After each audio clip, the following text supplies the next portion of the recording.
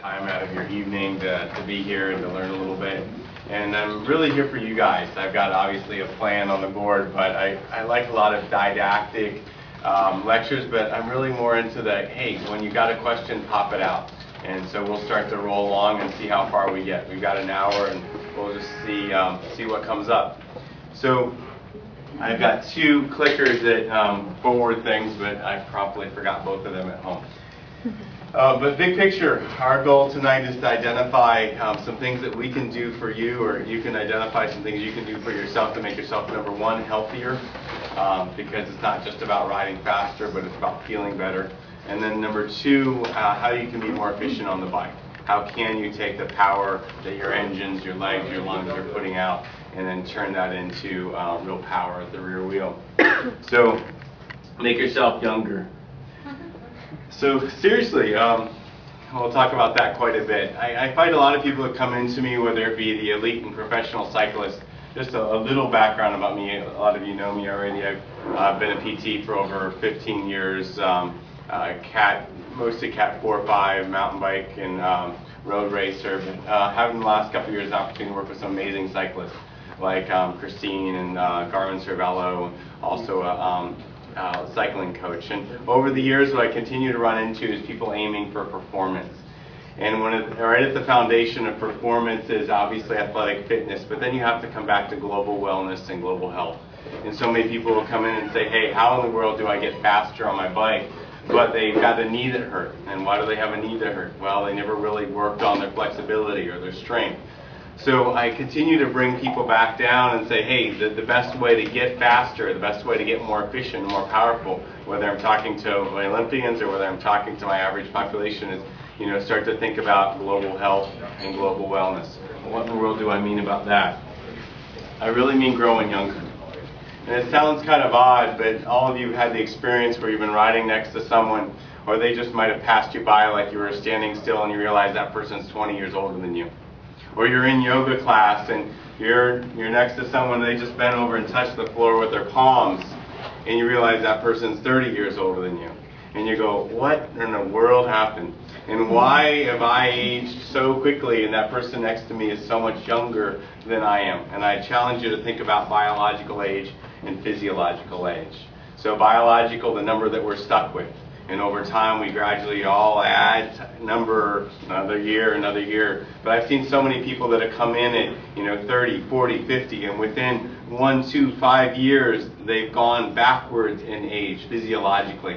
They've gotten younger for health instead of older for health because their systems, their cardiovascular systems, their organ systems, neurological, even mental health. And even the brain is just a muscle that the more we work it smart, the smarter and the healthier it gets. Tonight we're going to talk a lot about the musculoskeletal system. That's what so many people come in to talk to me about. This hurts or that hurts. I want to improve my speed or my performance. And I'd like you to start to think about these things, all of these systems, like a bank account. And what I mean by that, it's like you're born with $1,000, or I'm just going to say $500,000 in your health account. Let's say we talk about your back for a second. It has $5,000 worth of health, and you're a baby, and your mama drops you on the floor, and your back is so healthy you just bounce. And kids, that's what they do. Even you look at the Tour de France athletes, they hit the ground, they go through barbed wire, they go through poles, and they just bounce and they roll because they have so much health in their account. They have so much money in their account that they can take some pretty dang huge withdrawals out of that account and still have the systems to be able to accommodate. Now you've had someone that's had a major trauma or a surgery or an injury, or someone who's treated their body relatively unhealthy through most of their life. And now they bend over to pick up a pencil.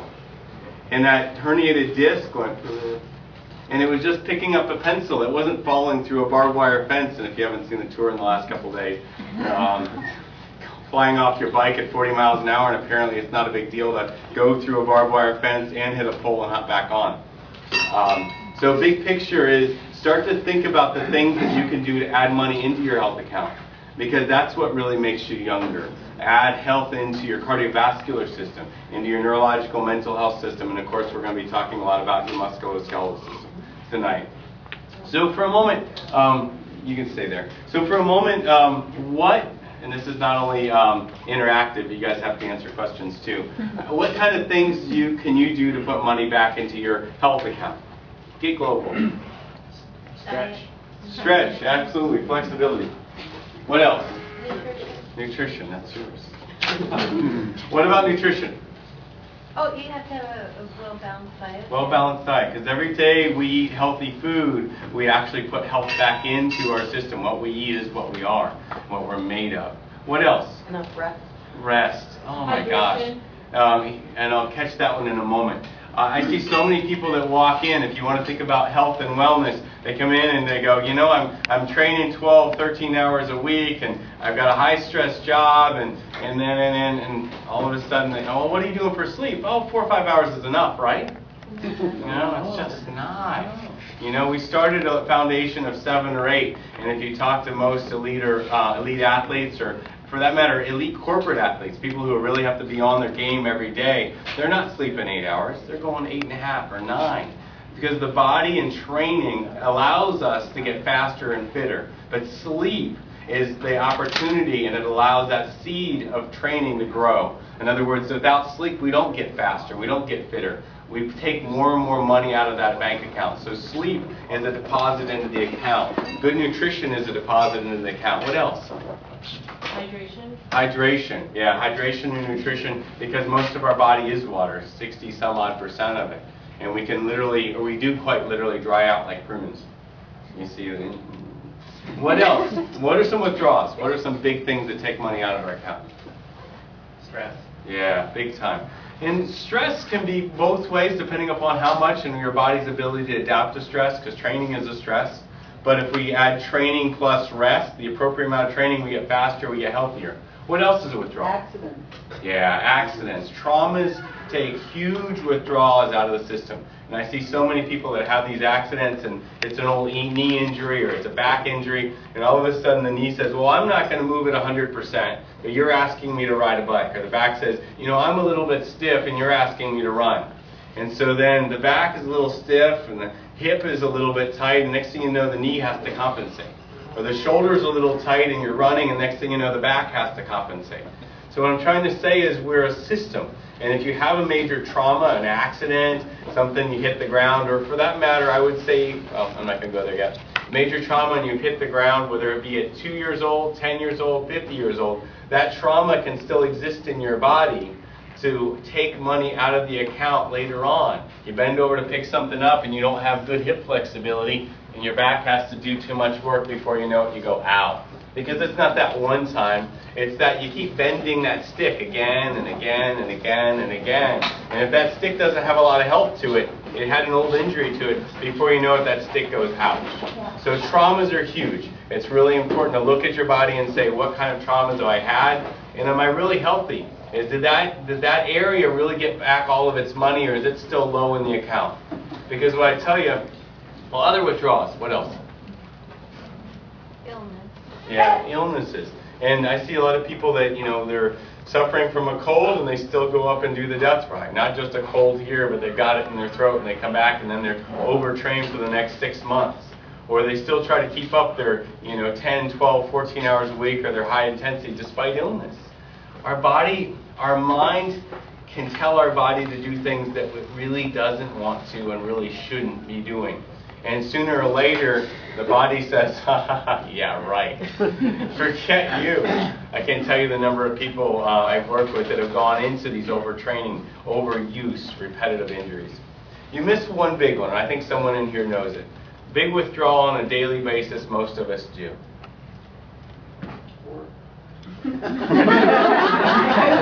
How do we work, especially here in the Bay Area? Sitting. Yeah, sitting. One of my favorite expressions, the body is cement waiting to harden. Process it for a second. It's like our mom said, you stick your tongue out and you leave it there, it'll get stuck there. You get in this position, it kind of looks like this position, it kind of looks like this position, and you're 30 years doing that a lot, and you say, I want to stand up. Wait a minute, what happened? Okay, I guess I'm going to do this. The body is cement waiting to harden, and the positions that we find ourselves in frequently is a place our body gets stuck in. And I tell you, after working with a lot of professional athletes, you ask them to try to sit up and they go, I am up. They're so stuck in that rounded position. And I say professional athletes, and I mean computer athletes. People that are stuck there doing this all day. Because our necks get stiff and our backs get stiff, and we gradually take money out of that account just by not moving. Because on the flip side of that coin, the body is cement waiting to harden. We flip that over and motion is lotion. In other words, if we move it, we keep adding water to that system. You put your elbow in a brace, forget a trauma, you just put it in a brace for 6 months. Forget 6 weeks, forget that, 6 weeks. You take your elbow out of that brace, do you think it's going to move the way it did before the brace? No trauma, you just stuck it in a brace. But we sit ourselves in that brace 8 or 10 hours a day. We sit ourselves on the bike 6 hours, 10 hours. And it doesn't mean that we shouldn't be there. It means that we need to add a little bit of motion. Because if you don't use it, you will lose it. You know, it's pretty darn simple, honestly. And people pay me to say these things. Wow, you just need to stretch those things to get tight. You mean, it kind of feels good to do this. I should do that? Yeah, you should do that. So our body needs this motion to keep it flexible. And here's one other piece about that, and this is hard to accept for most people. There's been some wonderful research in the last especially 5 years. You look at the brain. Oh, you guys know this. If it's been 5 years since you played tennis or downhill ski, is it just as easy to play tennis or downhill ski from an efficiency standpoint, from a standpoint of how good you're at doing that? Are you as coordinated or as efficient? No, that's obvious. The brain has this map, and it's a map of all the places in the body. Okay, right there exists my knuckle, and right there exists my elbow. And it has a map of how to control all those things in the body. So it would make sense that, okay, if we haven't done something for a while, the brain says, well, I don't need to remember that quite as well, because that's pretty valuable real estate on that map. That makes sense. Well, here's the research. You take 2 fingers and you tie them together for 20 minutes, and you monitor that map on the brain, functional MRI scanning. And you say, what happens after 20 minutes to the way the brain sees those 2 fingers? It starts to turn into one. 20 minutes. 2 hours after you've untied them, it starts to go, oh, there's 2 fingers there. In other words, not only you do get stiff when you sit in this position, but your brain forgets how to use the muscles that you've not been using. If you don't use coordination, you will lose coordination. And so you sit there for a long period of time on your butt, and your butt goes, and it gets flat. And your core goes, and it goes this way. The use it or lose it is true. And I hate to say that we all need to be involved in something besides cycling. Yes, we do. In order to keep our flexibility, our strength, and our coordination. Because if you want to maintain performance, you have to think about global fitness. And if you want to think about global fitness, you have to think about wellness. So start to put money back into that bank account.